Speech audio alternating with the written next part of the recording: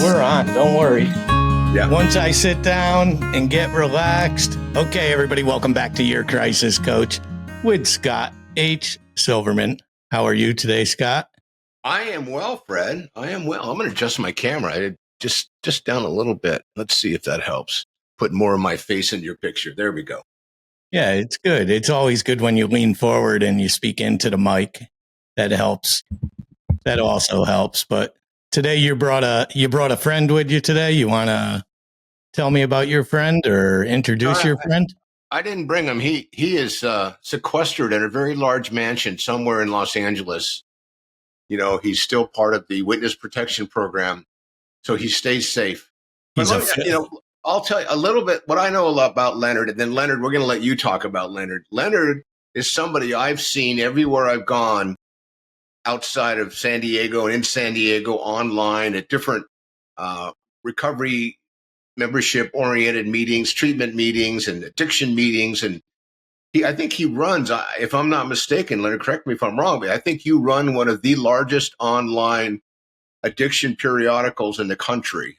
I know your frequency is good, and the quality of what you talk about is stellar.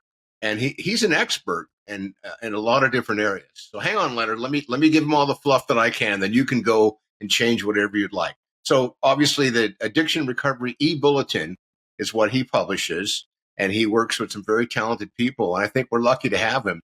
Normally, it takes about a year to get him booked out, and we got lucky this week to be able to get him on the show.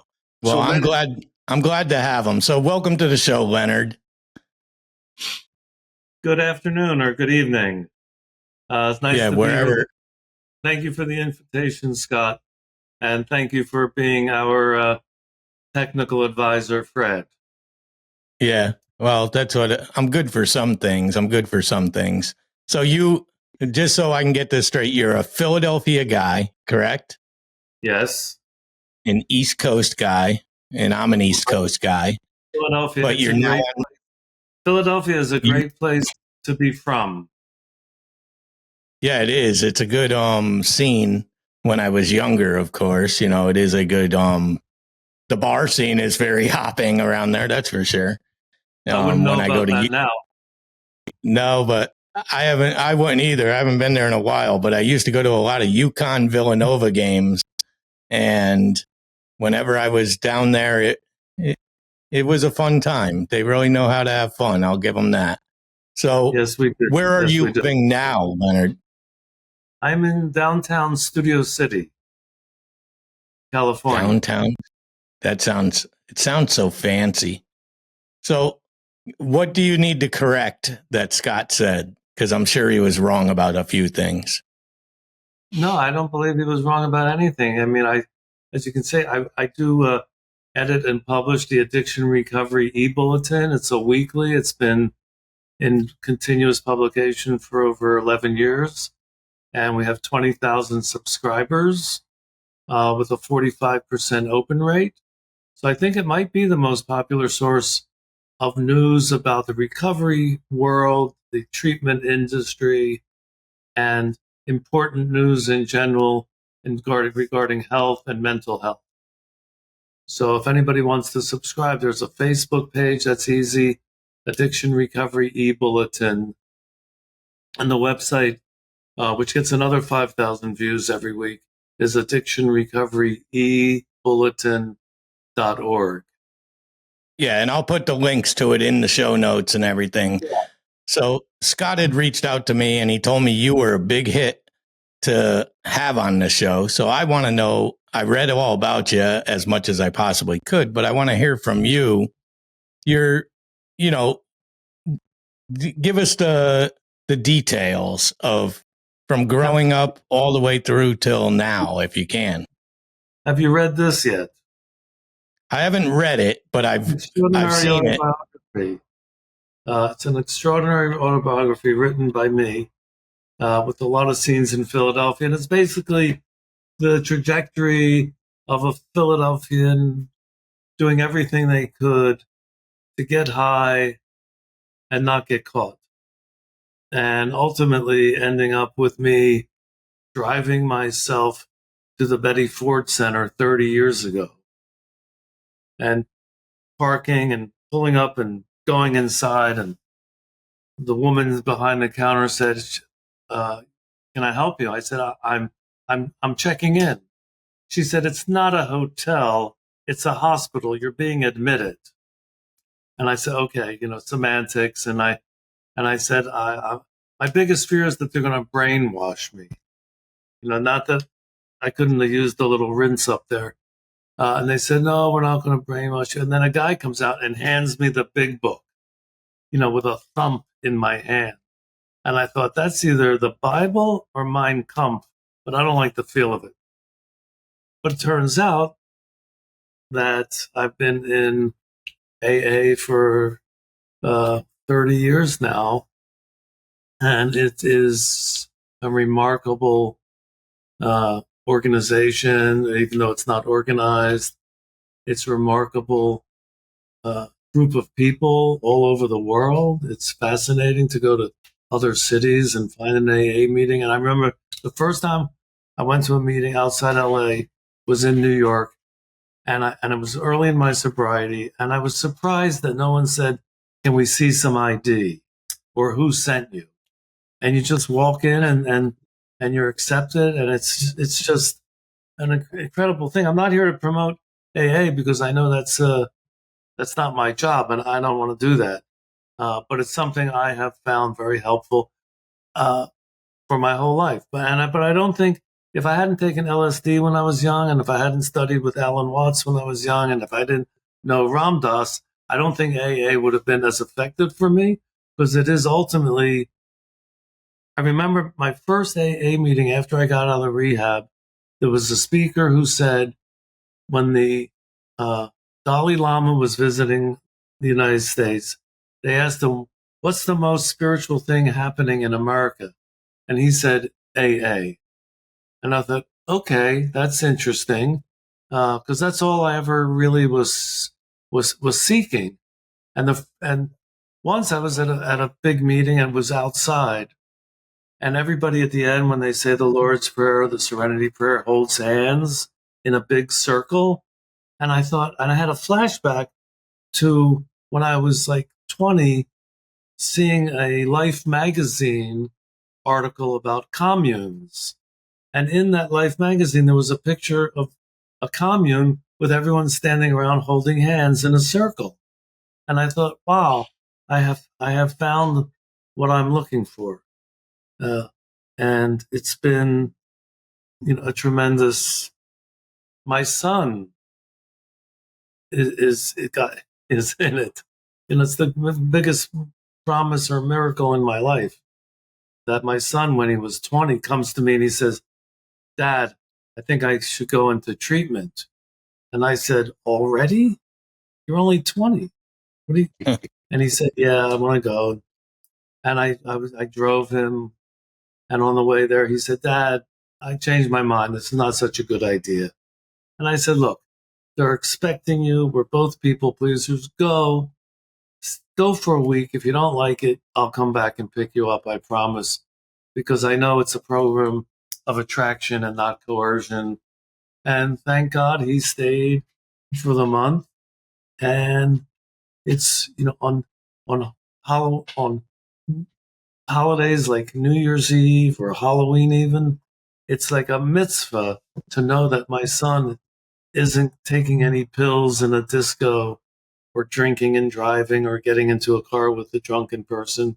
I didn't give that gift to my mother. I gave it to my mother for 7 years, because when I got sober, and she'd been arrested with me once. I mean, she went through the ringer. There was one time I was almost pronounced dead in Los Angeles, and I was in the hospital, hadn't come out of unconsciousness, and they called her in Philadelphia, and they said, "You better be on the next flight to LA, because there's a 50-50 chance you're going to have to fly home with your son's body." And she got on a plane. And in the meantime, I'm unconscious. I had not regained consciousness. I was gone. I was this close, this close.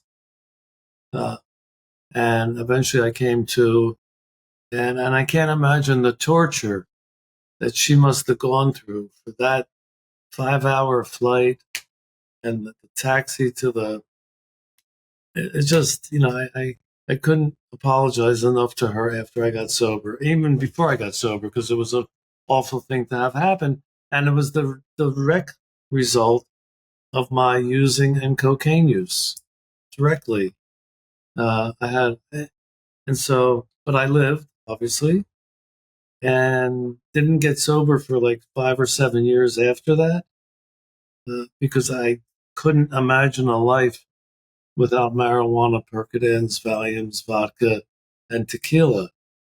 That's sort of like, the food groups that I used and needed every day. I never left the house without a flask in case I went to like a art exhibit and they only had beer. Beer didn't work fast enough, so I always had a flask of vodka or tequila because I needed it, I wanted it, and I had to have it. And I'm glad that's not the case anymore. And now I feel like I could talk for the next 20 minutes, but I want to hear from Scott because he's the crisis manager. Yes, And I want to hear from I him. want to know more about this epidemic that doesn't seem to be abating much. There's a little less overdoses in the last year because I do publish a newsletter with news stories, so I'm very current on what's going on. There's been a slight drop. They don't know whether that's because more people have Narcan or because I don't know why. But the whole fentanyl thing is just a real sign of a soul sickness in America that people would would would chance dying for a buzz. It's like you can cop a buzz, you might die, but you'll cop a buzz, and whatever pain you're in, you will be out of it.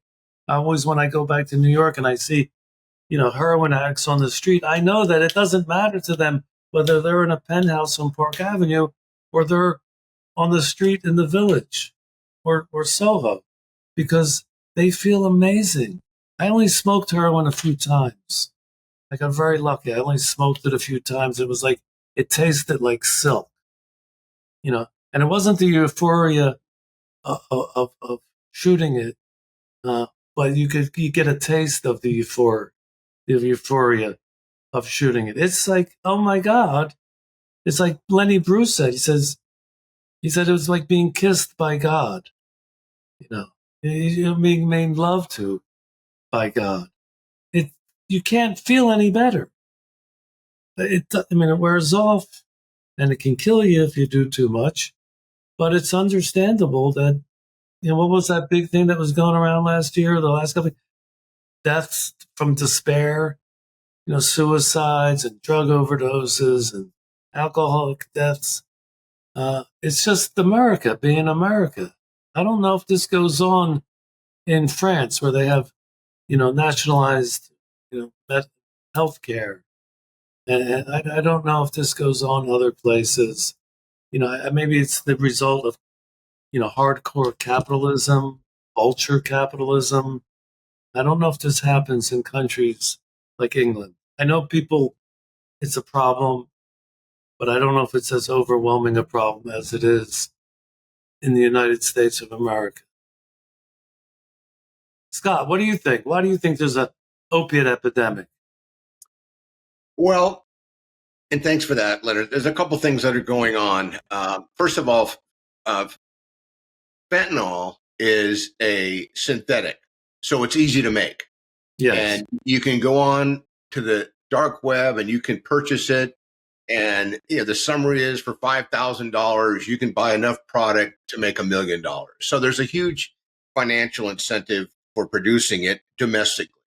Unfortunately, the majority of fentanyl comes from the precursors made in China and then put together, with the cartels to manufacture and then distribute it in the United States. And the big reason there is money. It's pure capitalism. It's making money, because what's fascinating is the overdose rate, and I don't disagree with your statement, and that's been tracked, that the overdose rate is decreasing mostly because of naloxone. that's delivered. And, Narcan's one of the biggest dispensers of it right now. And we're seeing more and more people, especially people who are consuming it on a regular basis, carry naloxone around with them, and they're helping each other survive that particular overdose. But according to the criminal justice system, 80% of the illicit drugs now are laced with some level of fentanyl. So that being said, the concept of one pill can kill is real. And the medium age of the I call it, when I first heard the term accidental overdose about 10 years ago, I laughed and thought, come on, who accidentally overdoses? What kind of person like myself, who was a drug seeker and an addict, an active one years ago, would take too much? Because for me, it was the more I had, the happier I'd be. But fentanyl kills you. It is not, there's no quality assurance about the manufacturing and the way it's made. Because it's a synthetic, no one controls what's in a illicit drug. So it is now being found in anything from vaping to methamphetamine to cocaine to heroin, and all by itself. And it's very popular, and it's made the news in a negative way. And of course, it's all over social media on how to get it, where to get it. And I know I read recently in New York, an Uber driver made 3 drop-offs in Manhattan in an evening from a supplier. And the 3 different individuals who got the cocaine, which was laced in with fentanyl, which was was not discovered by the consumer. And each one of those groups, those 3 different groups, all of the people in those parties, or small groups or small party, all of them overdosed and died. So that's the kind of thing that, you really wonder, why would someone put a pill in their body not knowing where it came That's from? what I'm asking. Why would they? Because I think as a drug seeker, you don't filter it. You just think, oh, here's Xanax, and you just take it. Or someone says you ought to try this, and They're saying they are think accidental. Well, most of the overdoses are accidental, correct? Meaning people are taking something not aware that it's laced with fentanyl. I mean, one of the questions I get all the time is, why would someone sell a product that kills its consumer? Well, the consumer, when they die, when there is news about the overdose, their business skyrockets, it increases. So they see it as a good business model. And I think a lot of this kind of spun out from, OxyContin. And then when that big, hoopla took place and Purdue was being shut down, the Sackler family being sued, fentanyl was able to be replaced very easy because there were a lot of people very dependent on Oxy, and they couldn't get Oxy. So they turned to other things. And I think they realized that, if I need opioids to feel better, I got to find a way to get opioids, especially those who are addicted. But the accidental overdose, I want to go over that again. The average age now is moving down to as young as 13, where kids are seeing their older siblings do the drug, and then they try it, and their bodies can't handle it. And again, it's a poison. It's not a drug. It's a poison. And I think that people are still, and we've seen it more probably in the last 10 years, and then the last 5 with COVID. People who want to self-medicate is at a much higher rate than it's ever been before. Alcohol is being consumed again at a much higher rate. And methamphetamine is coming back again. The cartels are now manufacturing cocaine at a level they never have in probably a decade, because you got to grow it, you got to process it, you got to ship it, you got to hide it. And there's a lot of laws, that put people away for a long time with cocaine. Or fentanyl, it's unless a strong district attorney wants to prosecute, you can sell drugs all the time, and unless you get caught directly. And that's what's happening. People are tracing back who got the drugs, and the district attorneys are prosecuting and putting people away. So, and I think maybe some of the slowdown might be some of the work the criminal justice is doing at the border, but I don't think so. They're only catching 10%. And if there's 1,000% increase of distribution in the U.S., the 10% may be the same, but the volume is much higher. So I don't know if I've answered that question in a long way there, but it continues to scare me. And we're still north of 400 people a day, every day.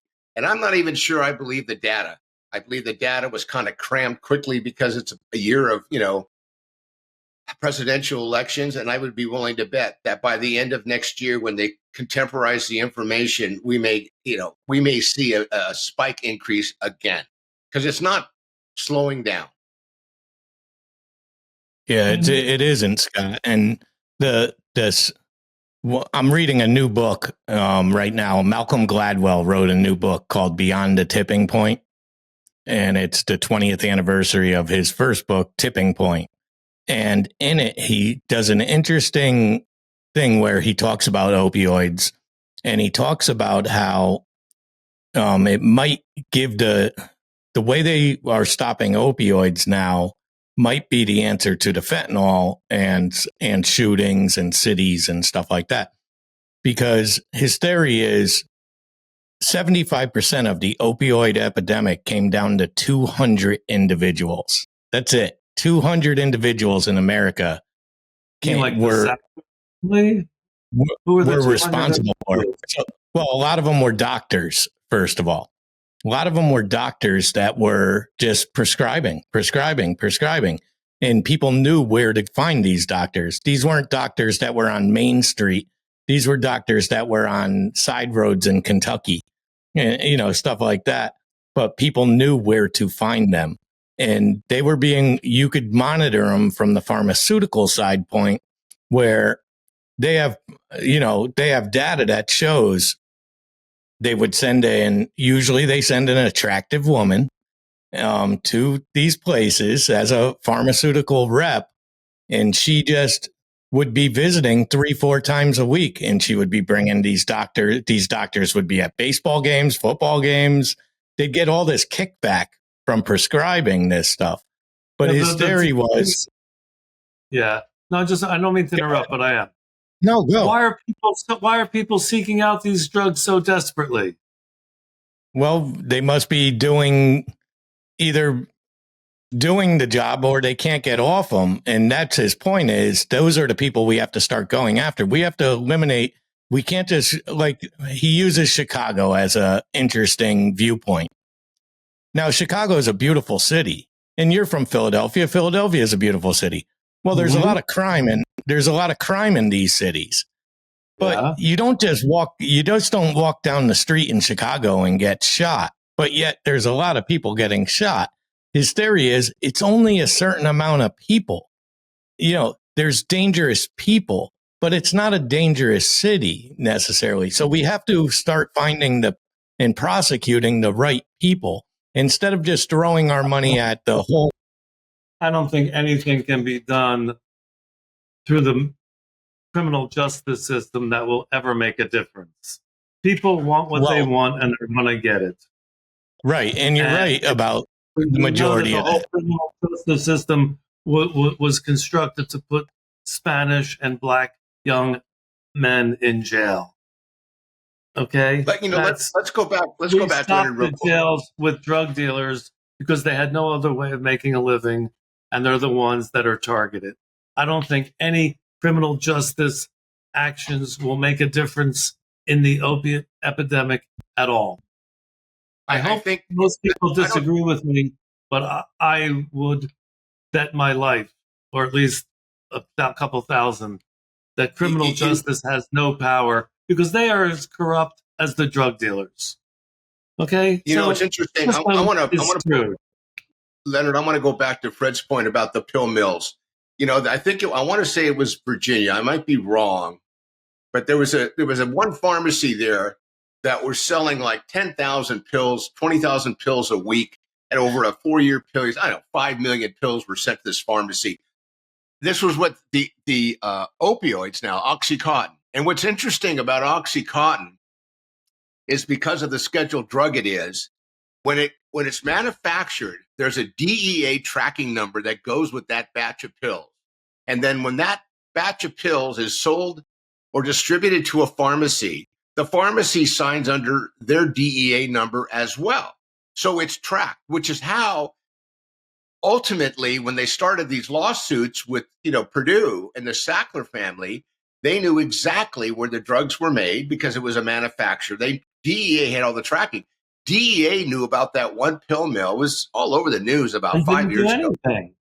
Well, they tried. What happened was they took it upstairs and the lobbyists shut them down. Right. They shut DOJ and DEA down. So to your point, the criminal justice system is doing what they can, but there's no prevention and education with what they do. And I think, and I've always believed that if we don't disincentivize or give people a common sense meter to understand that what they may be putting in their body could kill them, it's not fun. It's not like a bottle of Jack Daniels or gin or tequila.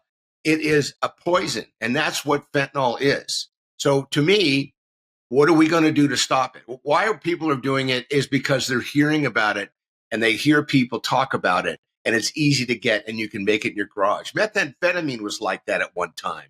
But methamphetamine today is 10 times stronger than it was, just like THC is 10 times stronger in marijuana than it was as early as 10 years ago. And the price is 10 times less. Right. Yes. The manufacturing price. Yeah. Or Scott, assembly. if your son, if one of your children came to you and said, Dad, I either going to smoke a joint or have a gin and tonic, and I want you to recommend one or the other, what would you suggest?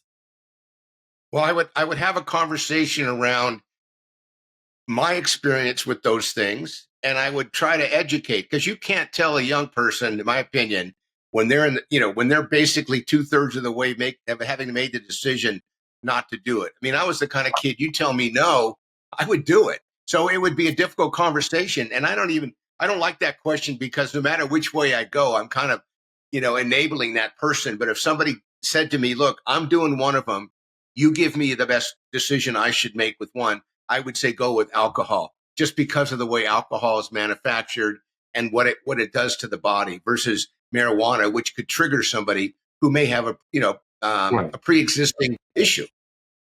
Alcohol, yeah, that's interesting. Less problematic on the short term. Right. Okay. Right. It is interesting from a marijuana, I think, is the most difficult drug to get off of, because it's the most subtle. Because there's never like a dramatic bottom. You don't lose your job. You don't get the. And it just and this book was written specifically for people over 40 who are still smoking pot. I want to say, isn't it time to grow up? You're not smoking to get high anymore. You're just smoking to maintain that THC level in your blood so you don't have withdrawal systems, even though they're not like opiates or alcohol withdrawal. It's still funky when you give up smoking weed for a couple of days. That first few days is crappy.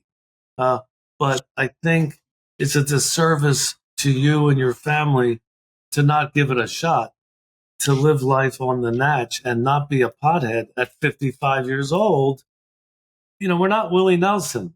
We're normal people. Well, and with the legalization now, Leonard, that's going on with marijuana, you go to retail storefronts, and I'm seeing contemporaries of mine. I'm 70. I'm seeing people I know who tell me, I don't want to smoke marijuana. I'm concerned about the carcinogens, but I need to sleep at night. So what they've gone to is edibles. So edibles and lollipops and cakes and the baked goods, they've helped people get that in their system. But technically, the people that are making that product, not that they're, monitoring from a science perspective how much THC is going into the product, but they're dosing in a way where, generally speaking, unless somebody takes more than 1 or 2 or 3 or 4 edibles, they're going to be okay. They're not going to die and overdose from that. But there are people who are hallucinating on marijuana now. There are people that think they can fly on marijuana. Marijuana is very potent today. It's almost, I wouldn't say it's as deadly as some other drugs, but it can be deadly if someone takes too much in their system. Especially if you're young and your brain is still growing. But I do always say that the 2 greatest American social improvements in the last 10 or 15 years is the legalization of marijuana and gay marriage. This is something America should be very proud of. Because they're stopped, like I said, the what whole do you see criminal from the justice point system was created to put Black and Spanish men into jail. And that's not happening as much, at least not in civilized states like California or New York. I don't know what's happening in Texas or Tennessee or Kentucky, but we are very fortunate, I feel, to be in California, where you can buy it. There are almost as many marijuana stores as there are Starbucks now, which is not a good sign, but it's something. So Leonard, are you saying that you would add on as a third choice gay marriage, marijuana, or gin and tonic? Third choice, what? I'm saying Are you suggesting that we add on gay marriage, gin and tonic, or marijuana? Add that to a third choice? Because obviously, if my kid gave me that one, I would say gay marriage. Right. It's the healthiest of all. Now that Well, the AIDS epidemic is over. Anyway, yeah. yes, I'm saying something like that. I'm just saying it's improvements that even capitalism couldn't stop. In fact, the capitalism probably, helped with the marijuana stores because people are making money and wedding planners have more weddings now to plan. I'm trying to get my dog to stop barking. Stop barking. That's okay. Good girl. He's excited. So Leonard, do me a favor. Just know that I'm hoping you'll take this podcast that we've done. You'll send it out to your audience as well. Sure. What would you like to tell people that maybe you say all the time, or you want to put it in a different way? Because we don't have any restrictions here. So what messaging would you put out to people out there today, based on all the experience you've had and the articles you've gathered, the things you've written about, your own personal life experience? Because as a thought leader, and I think of you as a thought leader, and I also want to applaud you that when you do your bulletin, you don't talk just about this way. You share information that crosses all of the potential platforms of ways to get sober, or reading about people who have tried, or people who have struggled, or people who have actually, expired, and their story. And I think that's unique. I really think it's unique. Thank you. Well, for people in recovery, I always say it's okay to look back, just don't go back. I have a little problem with euphoric recall. I remember a lot of the good times fairly often. In fact, my book is half of that. It works until it stops working. Uh, for me, what has kept me sober is seeing alcohol as a drug, because I don't identify specifically as an alcoholic, even though I drank and I was addicted to blackouts in the last 5 years of my using career of cocaine. It was actually ecstasy that got me to the rehab 30 years ago. But I look at alcohol as a liquid drug, because I could fool myself into thinking it's not a drug. It's social. It's wonderful. It's tasty. I see so many movies lately where every scene, the last week or so, they're drinking wine. They're drinking wine at lunch. They're drinking, white wine at lunch, red wine at dinner. Every scene, it's like they can't talk to each other without a glass of wine in their hand. And I'm glad they're not drinking Coca-Cola, because that would be worse. But, they can't just have like a bottle of water or some iced tea. That being said, alcohol is a drug. And for me, I have to avoid that at all costs, because my whole thing was, probably hedonism. I might have been a hedonist. So if a drink made me feel better than I feel now, I would want to feel better all the time. And it all comes down to, it sounds so cliche, love and affection, being of service, not being part of the problem, whatever that is, and being true to oneself, as long as you're not fooling yourself. Which so denial is probably, to me, more powerful than drug use, because it's in the head, and it's not like a substance you can look at. I know a couple of people now, they're suffering, from denial. You can't put down denial like you can put down a bottle. So that's interesting. The whole world lately, and now in America, it is so dreadfully exciting to be here.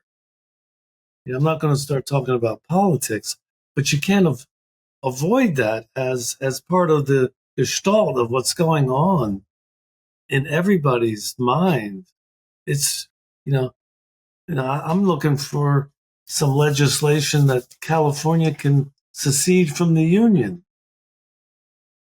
and because I love it here, with all of its problem. I don't know. It doesn't seem to have problems, whatever. It's a very cool place to live. but what I was trying to say is there's a lot of tension in America. Some people feel like there's a noose tightening. I think it's going to be an incredibly dramatic time in the next few months, which, it's different. It's different. It's different now than it ever has been. We cannot deny that there is a very dark force aching to take over. And I can't ignore that. We've talked about it. We've talked about it, Scott, where we have a political addiction. There's politics addiction now. And it's causing. Starting in Philadelphia, in the morning, we had the Philadelphia Inquirer delivered on the porch. And then around noon, the Daily News would come out with sports scores and sort of cool articles. And then at 4, the Philadelphia Bulletin would come out. And I would read 3 papers a day. A lot of it was for sports scores because I was a compulsive gambler. I needed that information. But a lot of it was just political news, entertainment news, local news. It was all fascinating to me. So I am a certified news junkie, which makes me the perfect editor and publisher of the Addiction Recovery eBulletin, because I have to read like 300 stories a week to get the 30. There's 30 stories every week in the newsletter that are from the week before. They're not essays. They're not, they're just from the week before. The most interesting, important news in America is in the newsletter regarding mental health, addiction, recovery, celebrity rehab. Favor Flav from Public Enemy is going to be 4 years sober next week. Isn't that wonderful for him? I mean, it's an interesting fact. It's like I'm fascinated by people who've lived incredibly limelighted lives and adhere to, RDJ being the most famous, probably, or Iron Man, still sober. It's fascinating. It's to me, it's like, they use that term ease and comfort. It provides a certain ease and comfort to daily life, which it's not easy. Being a human has its foibles. It has its challenges. And they seem to be more challenges the older I get. There's more challenges. But hopefully there's more tools to handle the challenges. Didn't you have a relationship with Robert Downey Jr.'s father? I did. My book is dedicated to Robert Downey Sr. What did you think of the movie? Oh, the senior? Yeah. It was lovely. It was beautiful. It was a nice homage to his father. I thought so too. I thought it was very well done. They put a lot of work into that, and it must have been difficult to do it when it's his father, and they were very, very close their whole lives together. Right. Close. But my book is dedicated to Robert Downey Sr. Well, Scott, do you got anything to add? No, I think for, Leonard's first time ever doing a podcast with us, he did really great. And I think we got a lot of information shared, and I look forward to feedback. So I'm good to go. I'd mentioned I just celebrated Yom Kippur, and I think Leonard might have as well the other day, and the Day of Atonement. And I had a short list this year of all the sins I committed last year, which I was pleased about. So I'm into my new Jewish New Year, and I haven't messed anything up yet. I'm excited about that, knock on wood. So back to you, Fred. Well, good. So this is your crisis code. I woke up on Yom Kippur and celebrated by having breakfast. And I thought, I thought it was a different holiday that you're supposed to fast. And usually I do fast for 24 hours, but I've had like a trying week. So I didn't even know it was Yom Kippur. And then when I found out it was Yom Kippur, I went and bought a loaf of challah and some herring, and that's all I ate that day was herring and challah. And I thought, if I don't get sick from this, it's a holy meal. It's a really good idea because I know herring is a very healthy fish. We all need it. We all love it. And challah. Is there a better bread? Is there a better bread with less nutritional value than challah? No. Anyway, the point is just to say, there's when I do public readings of the book, I tell people pick out a chapter and I'll read from that chapter because there's I'm looking. There's 21 chapters, and you can just sort of figure out what they're about by the chapter title. And I have no favorites, except maybe the one when I was 19 and there was no hashish in Philadelphia, and I had to have hashish every single day. And we were smoking red Lebanese hash at the time. And my friend says, he says, I think Lebanon is right next to Israel. And I said, well, then we should go to Israel and get some because they're probably bringing it over on the camels or something. And so we dropped out of college to fly to Israel to bring back hashish, which we did successfully. And our families thought we were going to discover our roots.